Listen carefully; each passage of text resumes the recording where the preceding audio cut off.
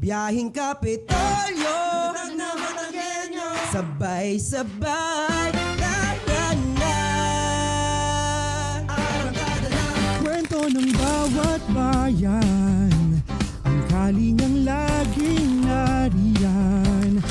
Wala na inilaan, talino at puso, yan ang ating puhunan. sa kalsada ng pag-asa, may direksyong malinaw, sama-sama lakad tayo. Sa hakbang ng lalawigan, ikaw ang kabalikan. Biyaheng Kapitolyo, serbisyong tapat sa Batanggenyo. Biyaheng Kapitolyo, matatag na Batangas, yan ang puso talino. Bukas ay abot kamay, kapit bisig sabay-sabay. Biyaheng Kapitolyo, Talino sa serbisyo, Kapitolyo. pusong Batanggenyo. Talino at puso. Sa bawat kilometrong ating tinatahak, naroon ang kwento ng pag-asa. At sa bawat stopover, lagit-lagi naroon naman ang serbisyong may puso, hatid para sa bawat Batanggenyo. Sa ating bawat pagbiyahe, baon natin ay ang magandang pagbabago. Mas malapit, mas mabilis, at mas pinatibay. Ito ang ating bagong muka ng ating bagong ugnayan. At syempre, dating gawi pa rin. Mula po dito sa Batangas Provincial Information Office, ay samahan niyo po kami ngayong araw ng Wednesday para po sa isa na namang makabuluhang talakayan na lagit-lagi nakalaan sa public service. Ito po ang opisyal na programang pangradyo ng pamahalaang panlalawigan ng Batangas, ang inyong Biyaheng Kapitolyo! Talino at puso. Ayan naman, magandang umaga, matatag na lalawigan ng Batangas. At syempre, nagkakarinigan na naman po tayo ngayong araw ng Miyerkules. At ito po muli ang inyong lingkod, yours truly, Arnold Tabares Jr. At ako naman po, si Cheryl May Halili. At syempre, bukod sa ating pagbati ng isang maganda at mapagpalang araw sa ating mga kababayan, kamusta na ho kayo ngayong araw ng Wednesday? Ikaw partner, kamusta ikaw? Ayos naman, ayos na ayos Oo. lagi. Ayan. Kahit medyo, hindi natin na malaman ang ihip ng panahon, Yes. talagang ang mga tao ay kahit ako o tayo ay singab. Yes. At- At medyo nakakaranas ng mga konting pangangati-ngati ng Oo. ilong. Yan. Pero speaking of mga kati-kati at mga simpleng singab o kaya naman ay sabi nga ay flu-like, Yes. kung minsan flu-like. Pero napakahalaga na alam mo yun partner, ngayong araw ay ating matalaka yung isang napakahalaga pong paksa dahil ngayon nga ay ang ating National Allergy Day kung saan atin pong aalamin ang lahat po ng mga necessary and important details o mga impormasyon tungkol po sa allergy. At alam mo partner, sa totoo lang, kapag sinabi po kasi natin na allergy, madalas po ang unang pumapasok agad sa ating mga isipan ay ito po ay simpleng pangangate o kaya naman ay isang uri ng sipon. Correct ka dyan, Oo. partner. Sabi nga, pag may allergy, yun agad ang isip, makate. O minsan, runny nose. Minsan nga po, kapag may bumahing ng sunod-sunod, Tunay, oo. di ba, ang sinasabi agad ng mga kasama or yung mga kaibigan, may allergy ka. May allergy na. oo. Ayan, naku, may allergy ka. Tulad ng isa nating kasamahan, pag, totoo naman, pag sunod-sunod na kalampas na ng 5 ang bahing niya, iinom mo na yan. Iinom mo na ng gamot. Oo. Oo, O kasi- kaya naman kung minsan, iitubig mo muna. Yun. Diba? Pero kalimitan talaga, Mhm. hindi din madala ng tubig eh. Tunay, oo. Pag yung mga talagang may sinasabi nating yung may cause, yung pagka-allergy, Mhm. yung may mga dala, allergens na yan, talagang hindi maiiwasang hindi iinom ng gamot. Yes.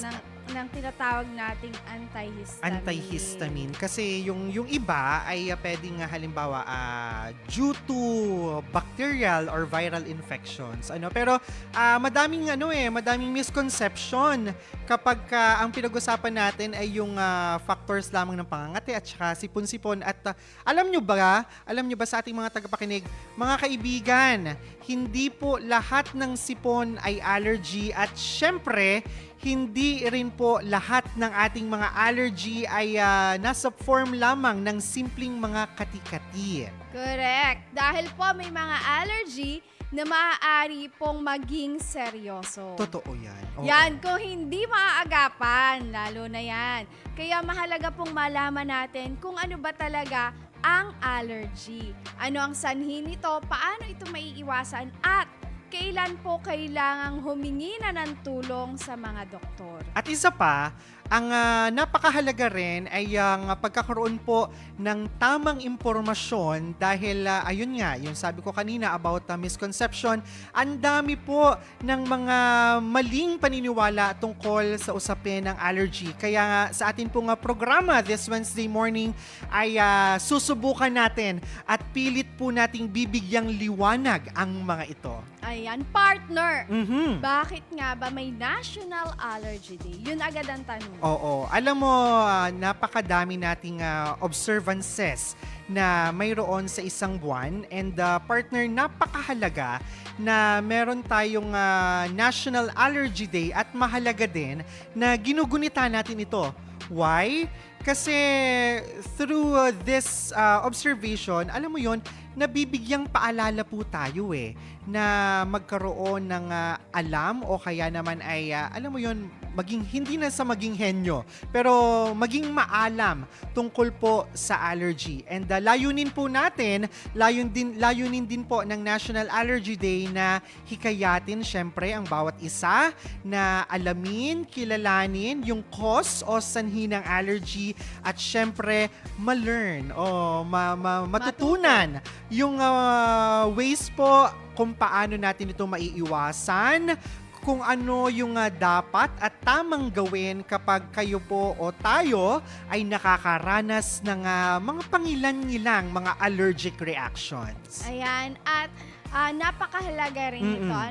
Lalo na sa panahon po ngayon na habang nagbabago yung ating kapaligiran. Yes! Tumataas din yung pong bilang ng mga tao na nakakaranas ng iba't ibang uri ng allergy. Totoo. Kasi, di ba, may ano nga yun, sa pollen dust, di ba? Minsan, may mga kababayan tayo na hindi makapag-alaga ng mga pusa, ng mga aso, yung ating mga aspirant fur parents, hindi sila makapag-alaga kasi may allergens din pala doon. Bagaman may mga hypoallergenic tayo ng mga fur babies, pero yun nga, hindi siya for all.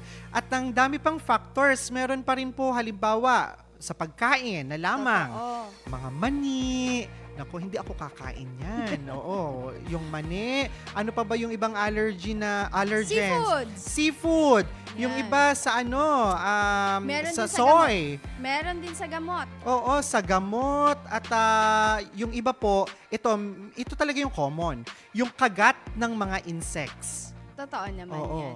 Kaya nga kung minsan po, hindi natin namamalayan na allergy na pala po ang dahilan kung bakit paulit-ulit tayong bumabahin Yes, o yung oo. pangangati po. Pero syempre, bago natin isa-isahin, napalalim agad tayo dun pa lamang sa mga factors. Bago natin isa-isahin, partner, yung different kinds o mga uri ng allergy, alamin muna natin, of course, ang pinakaunang tanong na... Ano nga ba ang allergy? Ayan. At syempre, sa madaling paliwanag po, para sa ating mga masusugid na tagapakinig. Ang allergy po kasi ay isang reaction po ng ating immune system. So ano ba itong immune system? Reaction ba? Ano po yung Oo. immune system? Yung ating immune system naman, sige, i-breakdown natin ha. Yung allergy ay yung reaction, di ba? Okay. Yung immune system naman po, yung ating primary defense ng katawan against bacteria, virus, at saka yung iba pa pong disease-causing agents. Ayan. So, ibig sabihin, ang Mhm. immune system, ang trabaho talaga nito ay yung protektahan tayo. Yes. But wait, Okay. oo. Oh.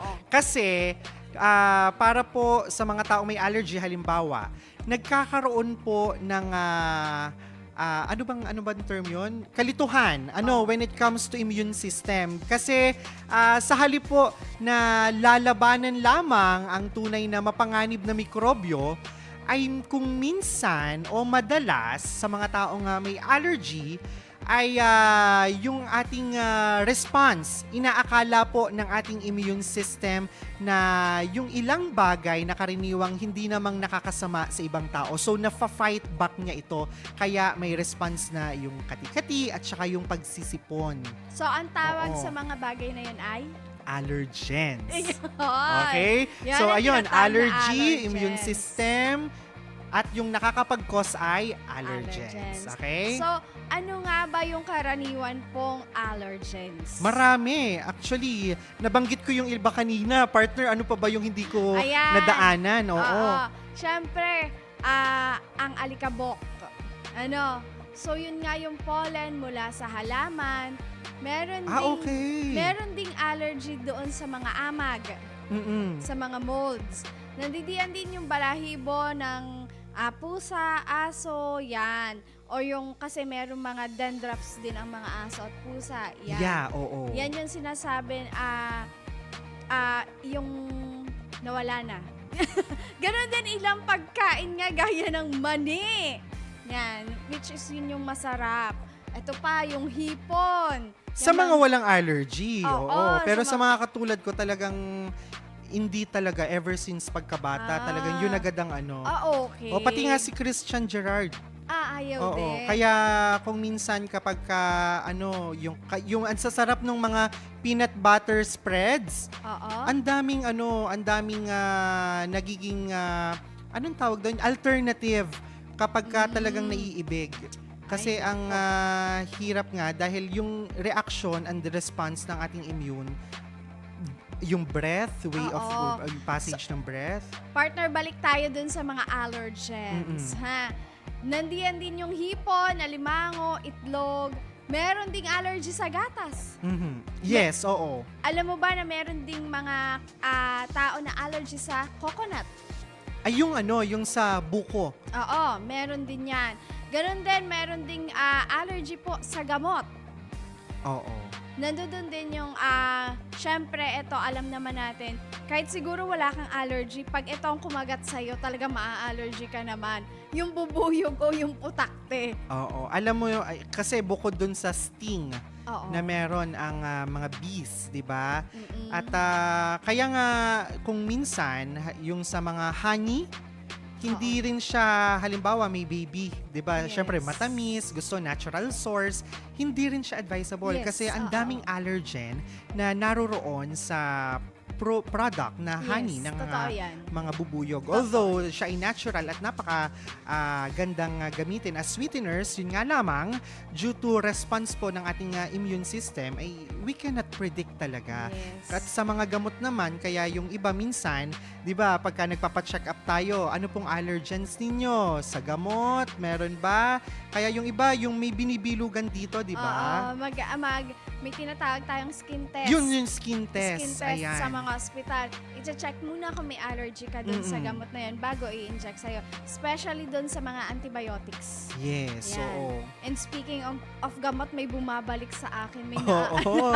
May naaalala ako pag pag pinag-uusapan yung allergy sa gamot na yan. Pero mamaya na natin Sige. pag-usapan Mamaya natin yun. palalimin yon. Oo, ayan. Pero ito po mga kababayan ay hindi po dahil sa nag-iinarte lamang o kaya ay dahil gusto lang nila. Ito po ay maaaring seryoso ang maging effect po sa ating mga kalusugan. Kaya talagang binibigyang importance natin at ine-emphasize natin bakit ba talaga mahalaga na mapag-usapan itong mga allergy and allergens na ito. Ayan. Alam mo ba, eto, simulan na natin yung mga usapan sa mga, tungkol sa mga allergy na yan. Oo. Naalala ko, may kilala ako Mhm. na nung bata pa siya, nakain naman siya ng hipon. Ay, yes. Ng mga seafood. Pero Ang sarap ng hipon. Totoo. Pero pagdating ng adulthood niya, bigla na lamang siyang nagkaroon ng allergy. Ay, Hindi parang na- over time na develop yung allergic Yes, reaction. oo.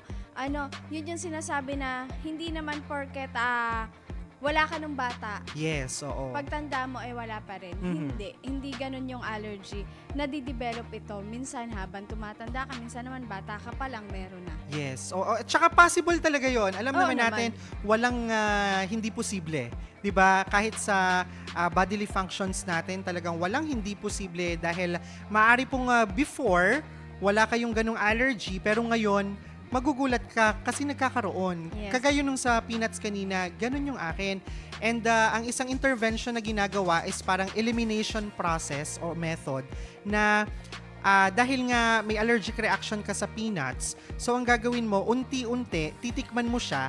Kapag tingin mo, naaaral na ulit ng katawan mo kung paano siya i-metabolize, kung paano siya i-digest o i-adapt, ituloy mo lang ng unti-unti ulit yung consumption. But kung hindi, completely eliminate talaga kasi ang naaapektuhan yung passage ng breathing, yung Yes. airway, yung iba sa pamamaga, 'di ba?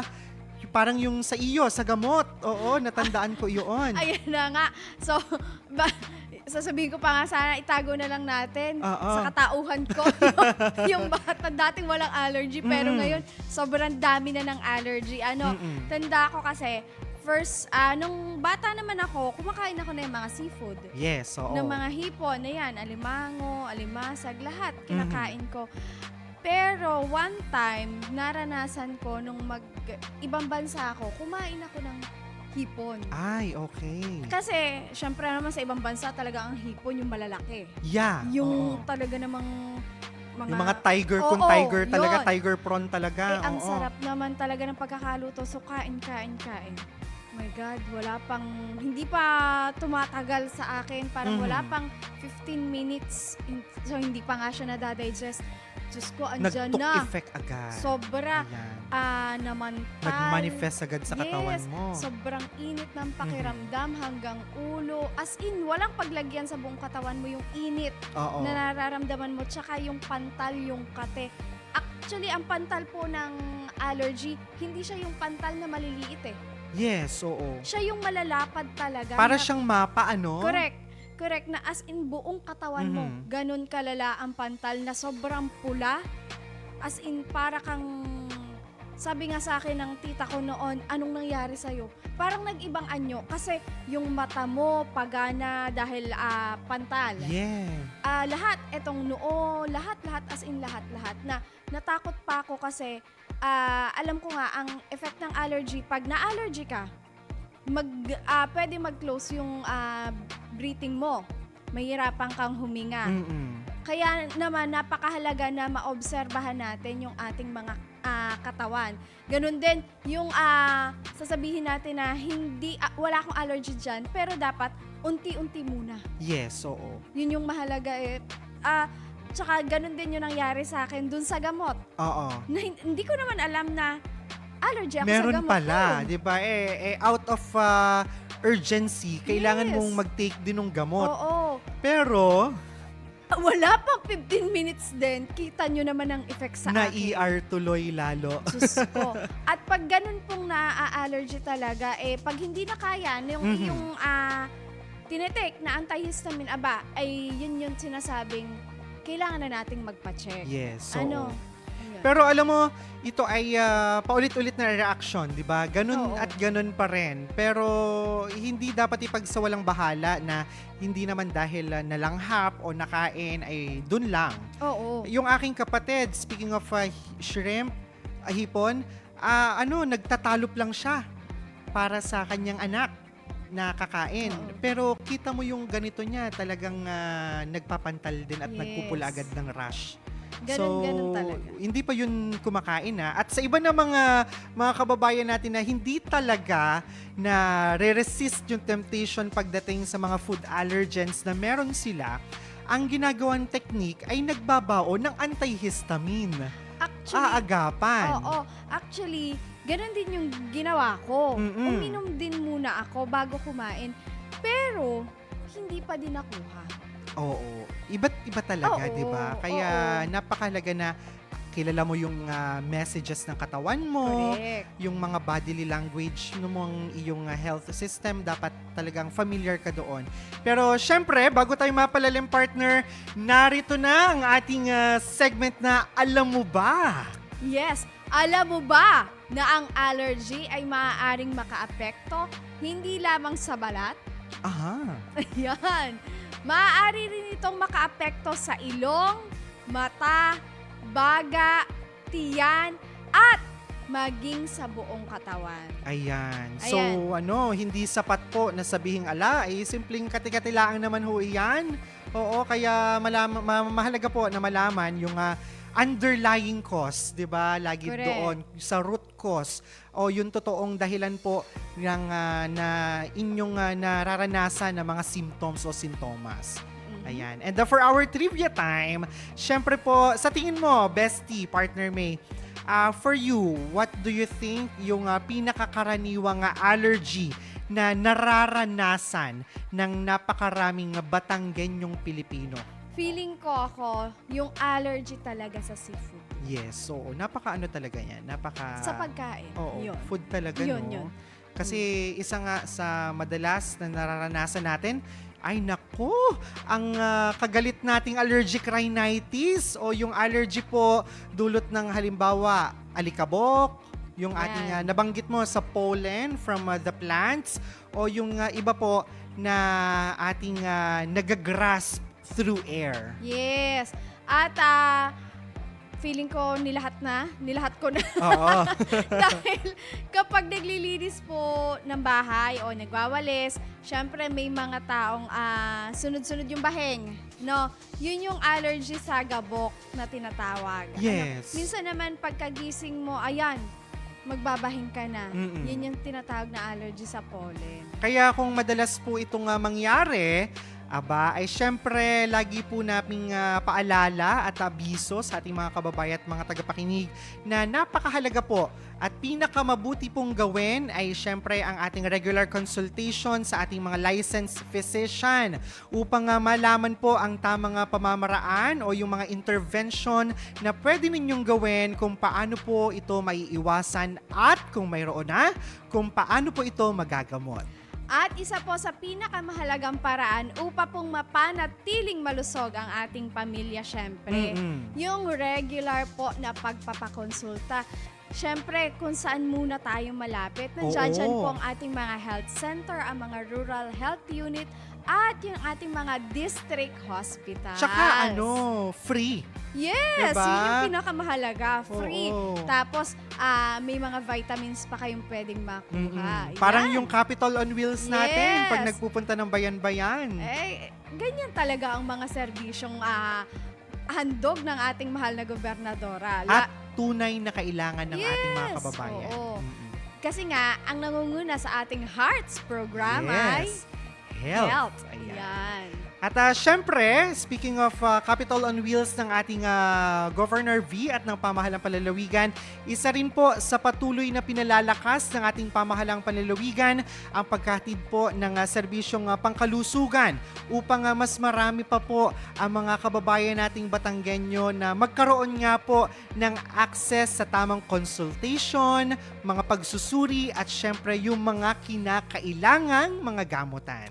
At tatandaan po lagi natin na mas madaling maagapan po ang isang kondisyon kapag ito po ay natutukoy ng maaga. Sabi nga, prevention is better than Cure. cure. Lagi yan. Oo, Talagang totoo naman. cliche as it gets or means. Pero up until sa mga panahong ito, talagang that is one of the golden rule when it comes o pagka ang pinag-uusapan ay usaping pangkalusugan. Bukod doon sa an apple a day. Oo. Keeps the talagang, doctor away. prevention is better than cure pa din. Oo. Oo. Yan, partner, mabalik tayo dun sa usapin ng allergy. Yes. Matanong ko lang, paano natin masasabi na emergency na ito? Ay nako, even sa ER, ito din yung kanilang unang tinitingnan at pinaprioritize. Di ba? Oo naman. May mga, anong tawag doon? Triage. Triage, oo. And talagang highly prioritize po at dapat alert and aware kayo kung kayo po ay nakakaranas halimbawa, hirap na po sa paghinga, meron na pong manifestations ng pamamaga sa inyong lalamunan. Speaking of pagmamaga, kasama po diyan yung pamamaga ng mga dila. Magkakonekta yung Totoo yan. lalamunan, dila, airways. At kung kayo po ay nakakaranas ng bahagya at talagang pagkahilo, o syempre ito huwag na sana nga abot sa mawawalan po kayo ng malay o kaya ay talagang mabilis na po ang paghina ng inyong katawan. At syempre, yun nga, marami pa pong senyales, yung ating tinatawag na, naririnig natin ito palagi, yung ating anaphylaxis o yung isang matinding allergic reaction po na talagang may kailangan na o may pangangailangan na ng medical attention agad-agad. Yes. Yung anaphylaxis po, yun yung tinatawag natin sa medical term na anaphylactic shock. Yun, oo. Yun, kumbaga ay tulad nga nung nakita nyo sa akin na reaction ng allergy, nung ako ay na-allergy dito, doon yun yung, pag sinabi kasing namamaga ang dila, hindi natin maalam kung anong hitsura. Pero ang hitsura po na yan is umuurong yung dila mo at bumibilog siya. Ayun, causing blockage Doon po sa airway. sa airway talaga. Yun po yung pinakamahirap na sitwasyon pag kayo po ay na-allergy. Yung nagbla-block na talaga yung airway passage ng airway natin, Yes. na hindi na kayo makapagsalita, hindi na kayo makaimik, pati lalamunan nyo, pati bibig nyo, ramdam nyo yung paga. Yes. Ramdam nyo na talagang may bara. Na naalala ko talaga nung time na yon, nung pagdating ko sa ER, ang tanong agad sa akin ng doktor, labas ang dila. Which is hindi ko na siya kayang mailabas, hindi ko na siya mailabas, mai-out, na ang sabi pa sa akin ng doktor, pag hindi gumana agad yung itinurok sa akin na gamot is i-intubate ako na parang, oh my God, yun yung pinakamahirap na ang allergy po ay pwedeng mauwi sa seryosong kondisyon ng isang tao. Yes. Ano po, na actually, nauwi din ito sa pagkamatay. Oo. Kung talagang mapapabayaan. Yes. Kaya alam mo yun, pagka halimbawa yung paano ba natin yung ibang kababayan natin na natatakot pumunta agad ng ospital dahil ng mga hospitalization fees, Yes. ibang mga gastos, na minsan hindi dahil sa takot sa doktor, pero takot dun sa magiging matrikula na babayaran sa ospital. Kaya talagang napakalaking bagay na ang ating pamahalang panlalawigan, Oo. ang ating government sector ay talagang all in na, talagang all out True. na ang Totoo focus when it comes to health. Kasi kagaya po niyan, para po sa maraming mga Batanggenyo o maraming Pilipino, ay allergy lang naman. Ay pag pinahinga ko, mamaya ay wala na. Pero worst comes to worst, pwede pong life-threatening ito. Yes. Pag ang allergy po, kasi merong mga allergy na hindi nakikita sa labas. Oo. Meron po kasing allergy na tinatawag natin na parang sa loob siya. Nagte-take effect. Like yung sa akin, naman, both labas at loob yung nag-take effect. At actually, pag nag-allergy ako, ganun talaga. Yes, Kaya hindi ko oo. siya inaano. pinakamahirap na allergy yung sinasabi ko nga na paloob na allergy, yung sa loob nagte-take effect na namamaga yung mga internals. Oo. Yun yung pinakamahirap na kailangan talaga siya ng emergency response. And may nag-comment dito, partner, nagkakaroon kasi siya ng confusion at parang in-address na ni na Direk, pero bigyan linaw natin. Okay. Kasi totoo ba, partner, na halimbawa itong mga allergens na itong mga allergy cases na ito ba'y hereditary din? Namamanaga ito? Actually po, maaaring tumaas Okay. yung posibilidad kung may allergy po ang magulang. Ah. Yung angkan kung may allergy. Pero, hindi po ibig sabihin ay pare-pareho din yung magiging allergy ng anak sa magulang. Okay. So, halimbawa, Mataas lang yung chance. Okay. Pero, not necessary kung ano ang allergy ng parents, mamamana agad ng anak yung allergy na yun. Hindi po. Pwedeng magkakaiba yung allergy. Kasi ang father ko, ang allergy niya sa mga gabok, sa mga pollen. So ako, pagkain, ganun din sa gabok, sa init ng araw, yan, sa mga balahibo ng nilahat na. Oo, yes. Pero Tunay yung naman. father ko, sa alikabok lang, more on yung kanya. Yun. Paano naman daw halimbawa merong simpleng pantal na nakita, may iba tayong mga kababayan na nagpapanik agad, kasi lalo na sa mga babies, naku, makakita ka ng isang maliit na pantal, talaga namang hysterical ang mga parentals. Pero sa usapin or relating to allergies, kapag daw ba may maliit na pantal kang nakita o napansin, may urgency ba o may need na agad na talagang, kailangan ko na magpatingin? Hindi naman agad. Oo. Pero, kung paulit-ulit yung nangyayari at kung lumalala, yon, doon po mahalagang magpakonsulta na upang matukoy po ang tunay na sanhi. Or pwede din naman syempre i-check muna natin yung beddings ng bata. Baka na yan may mga nakakalakad palang mga guyam. Oo, Diba? Lalo na syempre nagmi-milk, hindi maiiwasan may ma-spill na milk doon sa mga beddings nila. Yon. So make sure din na kaya kalimitan sa mga bata, ang beddings nila ay white. Para kita agad pag may mga nagapang-gapang or may mga insekto doon. And one last question from Tita Nilda. Ang allergy daw ba ay contagious o nakakahawa? Abay, hindi po. Oo. Yun po. Hindi po nakakahawa ang allergy. Yan. So, malinaw po, hindi po ito virus. Ano po?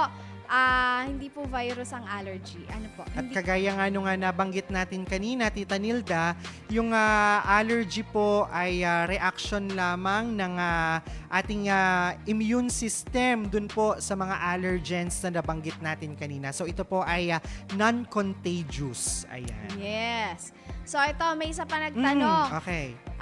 Para daw sa'yo, pare-pareho daw ba ang sintomas ng allergy? Aba, hindi po. Ang sintomas po ng allergy ay kung meron tayong case-to-case basis, individualized din po ang paglabas nito sa ating physical na pangangatawan. Yung kagaya na nabanggit mo kanina, yung iba ay lumalabas, yung iba ay hindi kasi internally. Pero nabanggit natin kanina na ayun nga, pwedeng yung pamamaga, yung pagkahilo, yung mabilis na pagkapagod at syempre yung paggapo ng dila, ng throat at yung blockage sa ating airways ay nadiyan. Bukod pa po yung cases minsan na mayroong pamamantal, pamumula. So ito po ay iba-iba talaga ng reaksyon at kung minsan may factor din na depende rin sa kung ano ang allergen na inyong nalanghap o nakapasok po sa ating katawan.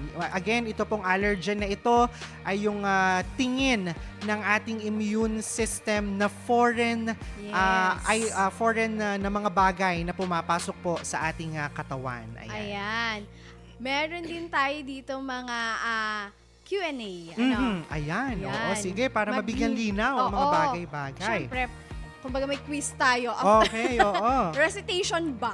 Ayan. Ano daw ang tawag doon sa Ah. bagay na nagdudulot ng allergy? Ay, ako ang sasagot. Oh. Okay. Yung mga gustong mga kababayan natin na gustong sumagot, comment nyo lamang po sa ating live stream, ha? Bigyan natin ng choices ha. Sige. A, virus. Okay. Ang B po, allergen. Mhm. And then C ay vitamin. Ayan. Again, ano daw po ang tawag sa nagkokos ng allergy? Ayan. And the final answer, or the right answer, and my answer is... Ano kaya?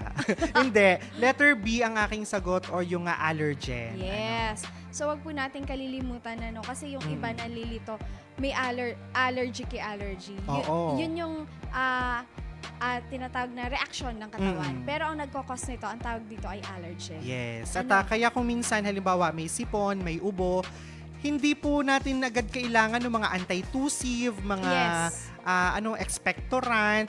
Kasi kung minsan po, yung pagkakaroon ng runny nose, yung pagkati-kati sa ating mga lalamunan, ito po ay cause ng allergens. Yes. So kung minsan ang kailangan pala natin ay halimbawa mga antihistamine medications lamang, we tend to go sa mga bagay o sa mga gamot na pampa-extract ng phlegm, Yes. pampalabnaw ng phlegm, pero hindi po pala yun yung kailangan nating intervention, kaya talagang mahalaga na tayo ay may consultation sa ating mga experts. Yun na yung sinasabi natin na partner na hindi porket nangati ang lalamunan. Oo. Nagsipon ka, papainumin mo agad. Halimbawa, yung mga bata, papainumin agad ng kung ano-anong antibiotic. Oo. Tandaan po natin, hindi po antibiotic ang sagot sa lahat. Totoo. Ano po, hindi po kailangan mag-antibiotic agad. Ano po, kaya mas mahalaga lagi ang proper consultation, proper diagnosis Yes. ng cause kung bakit nagkakaganon yung mga kabataan, syempre.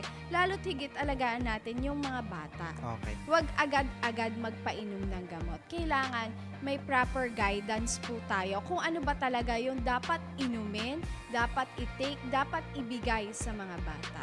Pero ito partner, tingin mo ba, tama o mali? Tingin mo partner, ang sobrang kalinisan kaya ng isang tahanan when it comes to environment, yung space, ay makakapag-guarantee na hindi ka na magkakaroon ng allergy? Mali. Mali False. talaga? Kahit super linis na ng bahay, ng paligid? Mali. Kasi Okay. syempre nga po, sabi po natin, hindi lamang po sa gabok na kukuha ang okay. allergy. Oo nga, yes. So kaya nga yung may mga allergens tayo na tinatawag, pollen, alikabok, pagkain, gamot.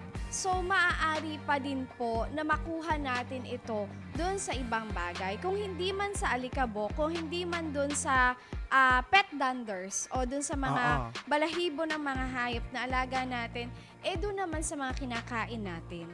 Ayan. Tsaka doon sa gamot. Ayan. Ay, eto naman. Okay, sige. Ano yung pinakamahalagang gawin kung alam mong allergic ka sa Okay. isang pagkain? Aha. Bibigyan kita ng choices, Sige, ha? sige. Sige. A, tikman pa rin ng kaunti. Aha. Okay. Or B, iwasan ng pagkain at basahin ang labels. O letter C, hintayin na lang kung magkakaroon ng reaksyon. Ay, nako, that's a no-no. Nako, for me, at syempre, based din sa mga nabasa natin, kung meron po tayong alam natin na tayo may allergic reaction sa isang allergen sa pagkain, again, iba't iba po ang mga allergen sa pagkain po pinag-uusapan, ang tamang sagot ay syempre, iwasan na po ang pagkain at mahalaga po na basahin ang labels. Kaya nga noon merong advertisement, 'di ba? Check the label, mommy. Yes. At sa likod pa lamang po ng mga produkto na ating i-consume, nakasulat na po agad diyan, food allergens. 'Di ba? Oo. Kung hindi ako nagkakamali, may ordinance or may regulation na ipinatutupad sa bansa na dapat bukod sa nutrition facts ng isang food product ay nakalagay din sa ating mga packaging Oo. yung content or yung possible food allergen content na mayroon po yung produkto na ating ikokonsumo. Yes, pinakamahalaga yung mga ingredients Yes, na sinasabi. At sa pagtingin nga pa lang dun sa ingredients, malalaman nyo na kung merong makaka-allergy sa inyo. Kaya nga halimbawa, pati sa mga fast food, sa mga restaurant, tinatanong agad o kaya halimbawa may mga symposium, may conferences, Oo. halimbawa sa isang venue o hotel, tinatanong agad, meron po ba kayong food allergen? Yes, Kasi minsan, yung mga pampalasa, pampasarap na isang putahe, allergic pala dyan ng Totoo isang yan, tao. totoo yan. And we don't know yet up until, ayun nga, yung nasa letter C ng iyong option na binigay kanina, kapag lumabas na yung symptoms o yung iintayin reaction. na lang yung reaction. Oo, so mahalaga po na nagbabasa tayo ng ating mga food packaging labels. Kapag po tayo ay nasa supermarket, sa mga palengke natin, Oo.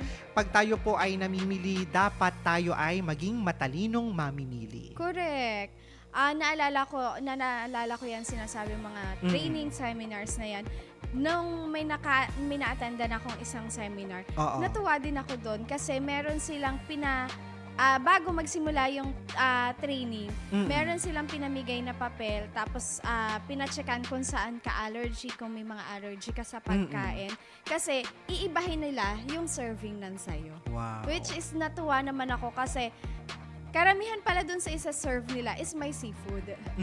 So natuwa naman ako na yun sa akin, wala siyang seafood. Kasi Wow. chinekan ko talaga. Kaya sabi ko, ay nakakatuwa. Pag mga ganun yung maa-attendan mong trainings and seminars na inaano din nila, kumbaga iniisip nila yung kapakanan ng kanilang mga magsa-seminar sa mga taong a-attend. Yun. Ganun din syempre dun sa sa hotels na pinagtatrainingan, nakakatuwa din na iniisip nila yun. Kasi syempre mahirap na nga naman. Kasi napakahirap talaga pag inabutan ng allergy at mas matindi ang allergy ng isang tao. Oo. Nako, nandiyan na yung tinatawag natin na life-threatening talaga na effect. O kaya, Mahirap. alam mo, partner bestie, kudos sa mga establishments, sa mga Yes. mamumuhunan na nako-consider po itong mga ganitong bagay. Practicality-wise, una't Oo. higit sa lahat, naiiwasan po natin yung medical emergencies. Correct. Diga? Talagang doon pa lamang po, nakaka-save din tayo ng buhay. Oo. Oo, sa practice na yon, pag na-adapt din ng marami pa, may iwasan po natin ang life-threatening emergencies dahil po sa consumption ng food allergens. Yes. At syempre, sa ating mga kababayan, ayan, ngayon po na ating ginugunita ang National Allergy Day. Aba, nawa po ay maging maingat na tayo sa ating mga kalusugan.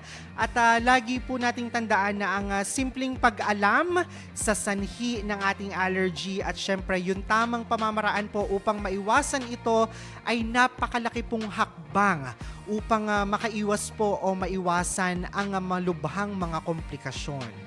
Ayan, at lagi po nating tandaan na ang kalusugan ay isang responsibilidad na dapat po nating pangalagaan. Araw-araw po ha. Correct. Yan. At sa pamamagitan po ng tamang impormasyon, maagap na pagkilos at pakikipagkonsulta po or yung pag-consult natin sa mga health professionals, mas magigipong ligtas tayo at ang ating mga pamilya. Ayan. Speaking of health professionals, talagang experience-wise at Yes. syempre ang iyong... Diyos ko, not once, not twice.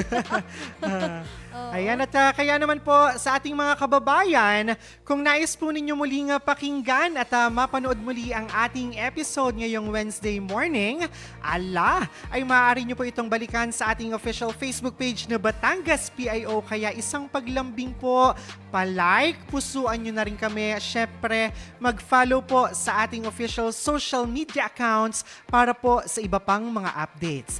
Gayun din, subaybayan at magkakarinigan po muli tayo ngayong araw ng Friday para po sa panibagong edisyon at bagong pagpasada ng inyong programang pangkaalaman, impormasyon at pagbabalita. Syempre, hindi po natin makakalimutan ang ating technical team na nakasama nating bumiyahe ngayong araw. Yes. Sa pamumuno yan ni Direk Gian Marco Escamillas, Christian George Season, at ni Kiro.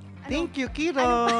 Yan, first day ni Kirong sumama sa atin dito sa ating Oo. pagbiyahe. Ayan. Kiro Gunyo. At Gunyo. syempre, Yan.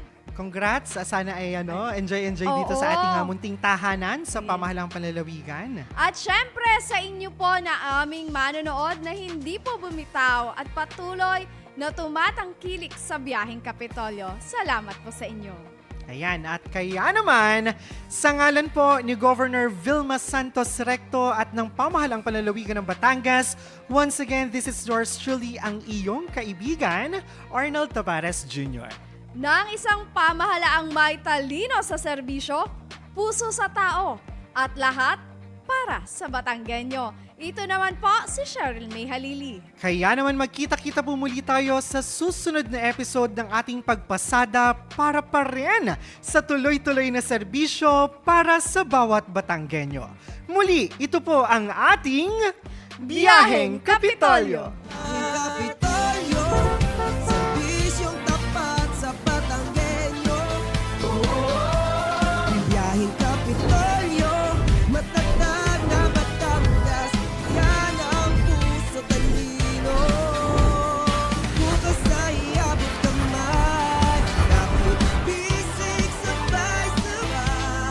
Biyaheng Kapitolyo, Sa serbisyo